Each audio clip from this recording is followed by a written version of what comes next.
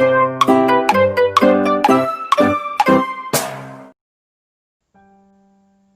In আসামিজৰ অন্য এটা ভিডিঅ'লৈ আপোনালোকক স্বাগতম।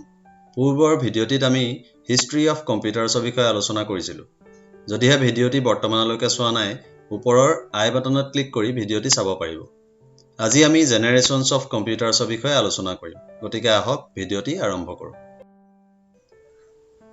1942 চনৰ পৰা বৰ্তমানলৈকে আৱিষ্কাৰ হোৱা কম্পিউটাৰসমূহক তাত ব্যৱহাৰ হোৱা প্ৰযুক্তিৰ ওপৰত নিৰ্ভৰ কৰি 5টা জেনেৰেশ্যনত ভাগ কৰা হৈছে: first generation, second generation, third generation, fourth generation আৰু ফিফ্থ জেনেৰেশ্যন। 1942 চনৰ পৰা 1955 চনৰ মাজৰ সময়ছোৱাত আৱিষ্কাৰ হোৱা কম্পিউটাৰসমূহক ফাৰ্ষ্ট জেনেৰেশ্যন কম্পিউটাৰ্ছ বুলি কোৱা হয়। এই কম্পিউটাৰসমূহত ভেকুৱাম টিউবছ ব্যৱহাৰ কৰা হৈছিল। কাষত ভেকুৱাম টিউবছৰ এটা চিত্ৰ দিয়া হৈছে। ভেকুৱাম টিউবছসমূহ আকাৰত যথেষ্ট ডাঙৰ আছিল, সেয়েহে কম্পিউটাৰসমূহো আকাৰত ডাঙৰ আছিল। এই কম্পিউটাৰসমূহ চলাবলৈ বহু পৰিমাণে বিদ্যুতৰ প্ৰয়োজন হৈছিল, লগতে কম্পিউটাৰসমূহেও যথেষ্ট পৰিমাণে তাপৰ উৎপন্ন কৰিছিল।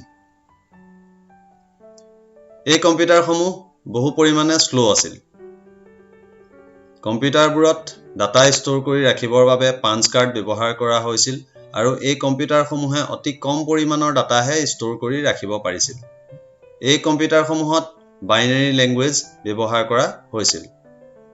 এনিয়াক, ইউনিভেক, এডভেক, IBM 701 কেইটামান ফাৰ্ষ্ট জেনেৰেশ্যন কম্পিউটাৰৰ উদাহৰণ। 1955 চনৰ পৰা 1964 চনৰ মাজৰ সময়ছোৱাত আৱিষ্কাৰ হোৱা কম্পিউটাৰসমূহক ছেকেণ্ড জেনেৰেশ্যন কম্পিউটাৰ্ছ বুলি কোৱা হয়। এই কম্পিউটাৰসমূহত ভেকুৱাম টিউবছৰ সলনি ট্ৰেনজিষ্টৰ্ছ ব্যৱহাৰ কৰা হৈছিল। ট্ৰেনজিষ্টৰবিলাক ভেকুৱাম টিউবছতকৈ আকাৰত বহু বেছি সৰু আছিল, সেয়েহে কম্পিউটাৰসমূহো ফাৰ্ষ্ট জেনেৰেশ্যন কম্পিউটাৰতকৈ সৰু আছিল। এই কম্পিউটাৰসমূহ ফাৰ্ষ্ট জেনেৰেশ্যন কম্পিউটাৰতকৈ বহু পৰিমাণে ফাষ্ট আছিল, লগতে কম খৰচী আছিল। ষ্ট'ৰেজ ডিভাইচ হিচাপে এই কম্পিউটাৰসমূহত মেগনেটিক ডিস্ক ব্যৱহাৰ কৰা হৈছিল। এই কম্পিউটাৰসমূহে ফাৰ্ষ্ট জেনেৰেশ্যন কম্পিউটাৰতকৈ কম পৰিমাণে বিদ্যুতৰ ব্যৱহাৰ কৰিছিল, লগতে কম পৰিমাণে তাপ উৎপন্ন কৰিছিল। ফৰ্ট্ৰান, কোবল আদিৰ দৰে হাই লেভেল লেংগুৱেজ এই কম্পিউটাৰসমূহত ব্যৱহাৰ কৰা হৈছিল।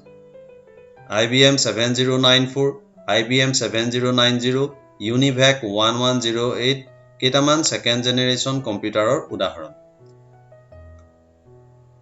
1964 চনৰ পৰা 1975 চনৰ মাজৰ সময়ছোৱাত আৱিষ্কাৰ হোৱা কম্পিউটাৰসমূহক থাৰ্ড জেনেৰেশ্যন কম্পিউটাৰ্ছ বুলি কোৱা হয়। এই কম্পিউটাৰসমূহত ইণ্টিগ্ৰেটেড চাৰ্কিটছ বা IC ব্যৱহাৰ কৰা হৈছিল। এটা ইণ্টিগ্ৰেটেড চাৰ্কিটত বহু সংখ্যক ট্ৰেনজিষ্টৰ্ছ থাকিব পাৰে। এই কম্পিউটাৰসমূহ ছেকেণ্ড জেনেৰেশ্যন কম্পিউটাৰতকৈও আকাৰত সৰু আছিল। লগতে এই কম্পিউটাৰসমূহ ছেকেণ্ড জেনেৰেশ্যন কম্পিউটাৰতকৈ ব্যৱহাৰৰ বাবে অধিক সহজ আছিল, লগতে ফাষ্ট আছিল। থাৰ্ড জেনেৰেশ্যনতেই বহু ধৰণৰ ইনপুট আৰু আউটপুট ডিভাইছো আৱিষ্কাৰ হৈছিল, যেনে MICR, প্লটাৰ, স্কেনাৰ ইত্যাদি।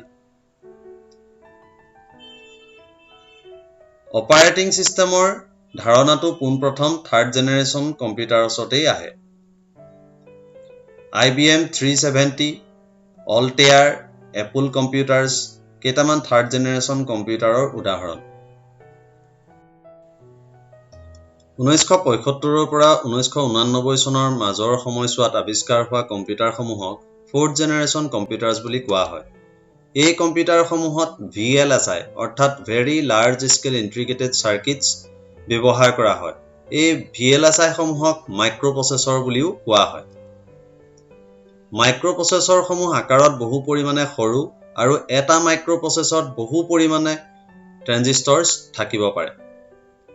যিহেতু মাইক্ৰ'প্ৰচেছৰসমূহ আকাৰত সৰু, সেয়েহে থাৰ্ড জেনেৰেশ্যন কম্পিউটাৰসমূহতকৈ ফ'ৰ্থ জেনেৰেশ্যন কম্পিউটাৰসমূহ আকাৰত সৰু আছিল। ফ'ৰ্থ জেনেৰেশ্যন কম্পিউটাৰসমূহ থাৰ্ড জেনেৰেশ্যন কম্পিউটাৰতকৈ ফাষ্ট আছিল, লগতে কম খৰচী আছিল। বেচিকৰ দৰে high level language fourth generation কম্পিউটাৰত ব্যৱহাৰ কৰা হয়।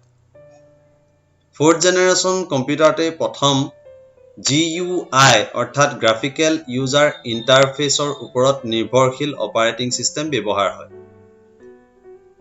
IBM 4341 star 1000 Apple II 2900 Cray 1 যেটো এটা সুপাৰ কম্পিউটাৰ আছিল এইবোৰ 4th জেনাৰেশন কম্পিউটাৰৰ উদাহৰণ 1989 চনৰ পৰা বৰ্তমানলৈকে আৱিষ্কাৰ হোৱা কম্পিউটাৰসমূহক 5th জেনাৰেশন কম্পিউটাৰ্ছ বুলি কোৱা হয় এই কম্পিউটাৰসমূহত ULSI অৰ্থাৎ আল্ট্ৰা লাৰ্জ স্কেল ইন্টিগ্ৰেটেড সাৰ্কিটছ ব্যৱহাৰ কৰা হয় ULSI আৰু VLSI মাজৰ প্ৰধান পাৰ্থক্যটো হ'ল ট্ৰানজিষ্টৰৰ সংখ্যা VLSI 20000 ৰ পৰা 10 লাখ পৰ্যন্ত ট্ৰানজিষ্টৰ এটা সাৰ্কিটত থাকিব পাৰে আনহাতে ULSI 10 লাখতকৈ অধিক ট্ৰানজিষ্টৰ এটা সাৰ্কিটত থাকিব পাৰে 5th জেনাৰেশন কম্পিউটাৰৰ আন এটা উল্লেখযোগ্য দিশ হৈছে এই কম্পিউটাৰসমূহত আৰ্টিফিশিয়াল ইন্টেলিজেন্স অৰ্থাৎ কৃত্ৰিম বুদ্ধিমত্তা ব্যৱহাৰ কৰা হয় যাৰ সহায়ত কম্পিউটাৰসমূহে বিভিন্ন ধৰণৰ ছবি বিভিন্ন ধৰণৰ মাত চিনাক্ত কৰিব পাৰে এই কম্পিউটাৰসমূহ অত্যন্ত তীব্ৰ